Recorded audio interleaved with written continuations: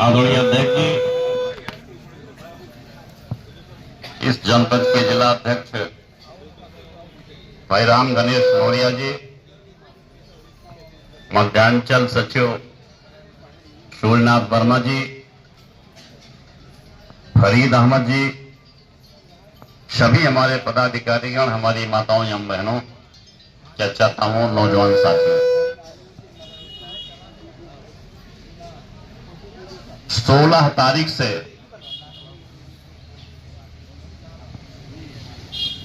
ये अनिश्चितकालीन धरना चल रहा है और तमाम छोटी छोटी समस्याएं हैं जिनको लेके चल रहा है।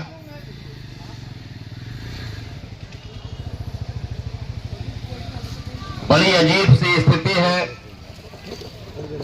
कि अधिकारीगण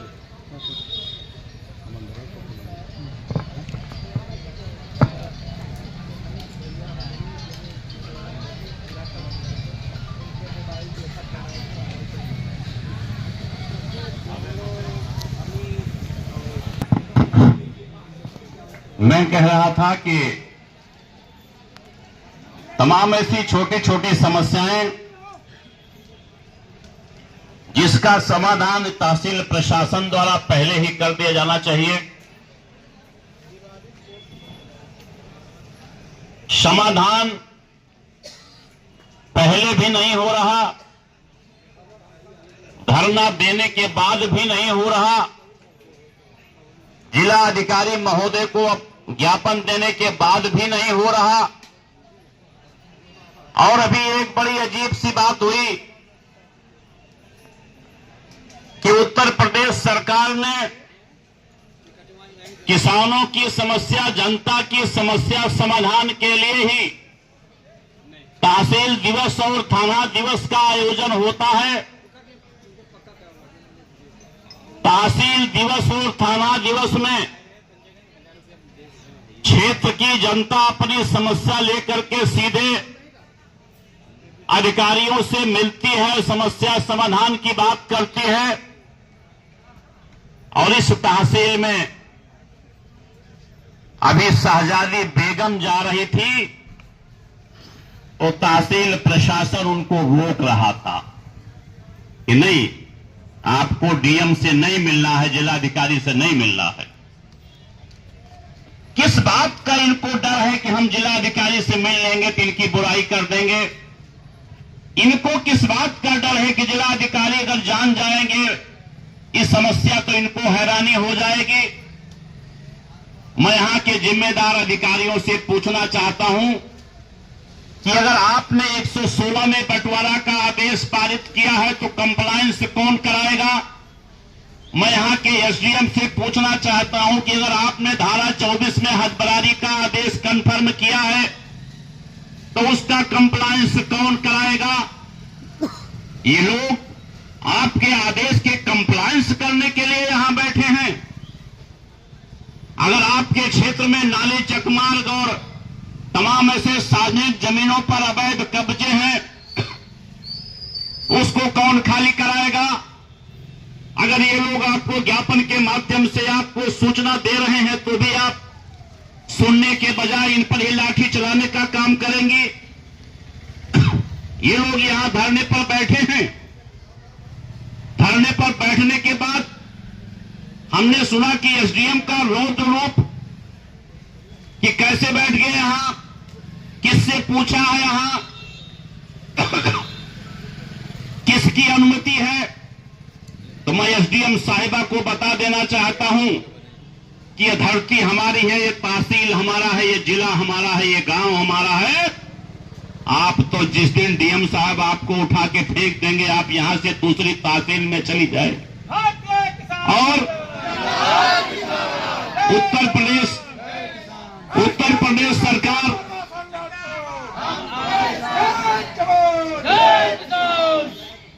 प्रदेश सरकार आपको उठा के फेंक देगा तो पता नहीं इस प्रदेश के किस तहसील में आपको जाना पड़ जाए।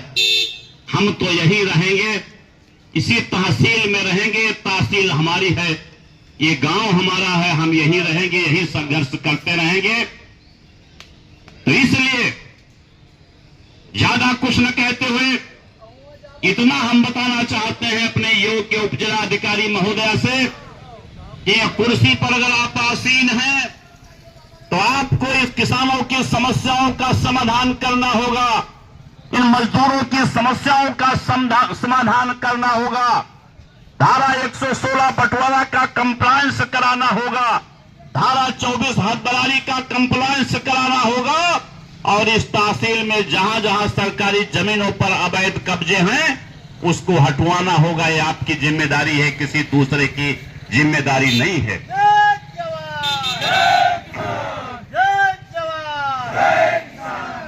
एक मामला यहां बरगछा 2 पुरानी आबादी का है।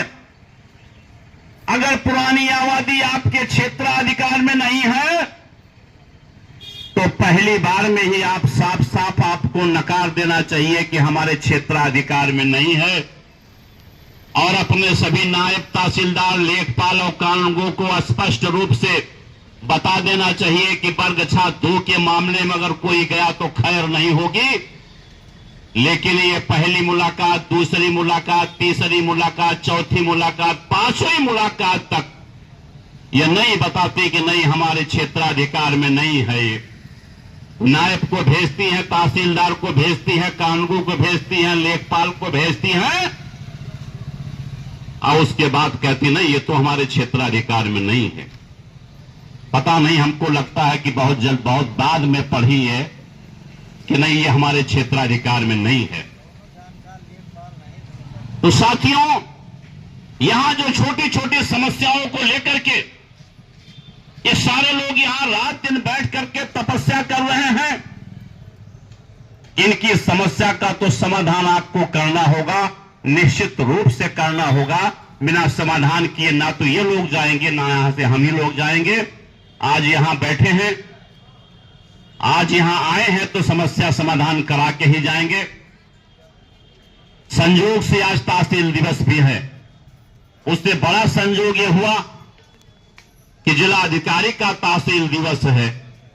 तो कम से कम जिलाधिकारी महोदय से भले हमारे लोगों को नहीं मिलने दिया, लेकिन हमारी आवाज तो उन पर जा रही है। वो भी देखेंगे कैसे लोग यहां बैठे हैं, मीटिंग कर रहे हैं, धरना दे रहे हैं, क्या इनकी समस्या है। वो भले हमारे सामने न पूछें, लेकिन पूछेंगे तो है ही कि कैसे लोग बैठे हैं, क्या इनकी समस्या है। तो जो भी समस्याएं हमारी हैं, अभी एक समस्या नई आ गई। सरकार ने ये जो नहर बनाई है, ये नहर बनाई है कि किसानों के खेती की सिंचाई के लिए नहर से भी तमाम ऐसे माइनर निकाले गए, नहर से भी तमाम गोला बनाया गया पानी निकालने के लिए। और ये पता चला कि यही सोहावल में ही वो गोला को ही बंद कर दिया गया। हमारे लोग कह रहे हैं कि भाई खोल दो इसको, खेत की सिंचाई हो जाए। 2 महीने, 3 महीने, 4 महीने से फरीद अहमद इस मामले को उठा रहे हैं, लेकिन पता नहीं कौन सा अधिकारी आएगा या किसका आदेश होगा कि वो गोला खोला जाएगा जिससे खेत में पानी पहुंच जाएगा।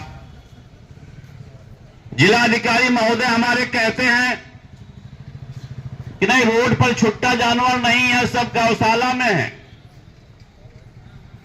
और अगर आप संभल के ना जाइए तो एक्सीडेंट हो जाए, तो एक्सीडेंट हो जाता है तो सीधे आपको स्वर्ग और नरक में पहुंचा देते हैं, बीच में कहीं छोड़ते नहीं है। बहुत ज्यादा अगर होगा तो आप अस्पताल तक पहुंच जाएंगे, लेकिन उसके बाद सीधे आपको जाना है। खेती तो हमारी चौपट ही हो रही, खेती की लागत बढ़ रही, लोग परेशान हैं, रत जगह हो रहे हैं, झटका मशीन लगा रहे हैं, कटीले तार लगा रहे हैं खेती को बचाने के लिए, और ये प्रशासन कह रहा कि नहीं, कहीं कहीं कोई छुट्टा जानवर नहीं घूम रहे हैं। तो मैं तो कहना चाहता हूं कि चूंकि मैं आरोप लगा रहा हूं कि छुट्टा जानवरों को पकड़िए, इन जानवरों को गौशाला में जमा करिए। गौशाला में भी आपका कैमरा बिल्कुल काम करना चाहिए सीडीओ साहब, कि वहां से कहीं से छोड़ने की कोई व्यवस्था ना हो। गौशाला में जो जानवर जाए वो सुरक्षित रहे। पूरा आपका कैमरे से, आप विकास भवन से ही निगरानी करें, अच्छी बात है। लेकिन ये बिल्कुल चुस्त और दुरुस्त होना चाहिए। और चूंकि मेरा आरोप है कि रोड पे घूम रहे हैं, तो आपको अगर ना मिलता हो छुट्टा जानवर तो हमको लेके चलिए, हमारे लोगों को लेके चलिए कि हाँ कहां छुट्टा जानवर है। लेकिन आपकी नीयत अगर साफ हो कि हाँ हमको पकड़ना है, तब तो पकड़ में आएंगे, नहीं तो वो पकड़ में नहीं आएंगे। एक दिन हम डीएम साहब से आपसे क्या वार्ता हुई, एसएसपी साहब से क्या आपने तय किया? हमारे ज्ञापन की 11 समस्याएं रही हैं। प्रत्येक समस्याओं पर बिंदुवार हमारे जिलाधिकारी और वरिष्ठ पुलिस अधीक्षक महोदय, साथ में और हमारे उप जिलाधिकारी, तमाम अधिकारियों के बीच में बातचीत हुई है। बिंदुवार बातचीत हुई है, जिसमें एक हदबरारी का मामला है। हदबरारी में उन्होंने साफ साफ कहा कि इसका कंप्लायंस हम बहुत जल्द ही करा देंगे। एक बंटवारे का कंप्लायंस है, उसमें कहा हम करा देंगे। और एक ऐसा मामला है कि एक खातेदार ने नक्शा बढ़वा करके अपने घाटे का बरगछा 2 की आबादी को जोत लिया है। जिलाधिकारी महोदय ने स्पष्ट आश्वासन दिया है कि उसकी खतौनी के रकबे के अनुसार ही उसको दे करके आबादी का रकबा जो है वो छोड़ दिया जाएगा। और एक मामला जो मिर्ज़ापुर निमोली का था, जिस पर हमारे 1991 से जिस ज़मीन पे हमारा कब्जा बरकरार चल रहा है, उस ज़मीन पर हमारे कार्यकर्ता राम उजागिर द्वारा जब मकान बनाने की बात आई, तो वहाँ तहसील प्रशासन और पुलिस प्रशासन के हस्तक्षेप के चलते वो मकान नहीं बन पाया है।